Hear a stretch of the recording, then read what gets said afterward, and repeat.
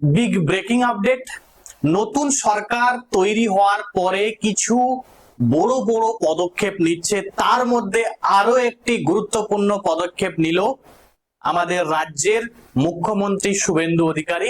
তিনি ঘোষণা করেছেন মাদ্রাসা সহ সমস্ত ধর্মীয় ভাতা কিন্তু বন্ধ। মানে এই জুন মাস থেকে কিন্তু কোন রকম ধরো মাদ্রাসা বা মসজিদে যে ইমাম ভাতা দেওয়া হতো সেই ভাতা দেওয়া হবে না। গির্জা বা মন্দিরে যে সমস্ত পুরোহিত ভাতা দেওয়া হতো সেগুলোও কিন্তু দেওয়া হবে না।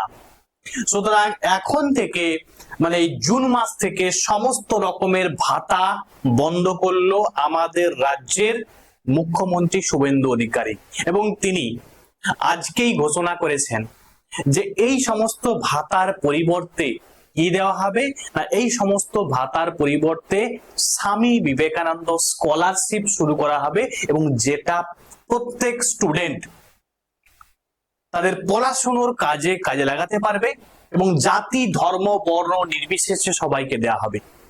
তো এই বিষয়টা তোমাদের কাছে জানার জন্য আসলাম।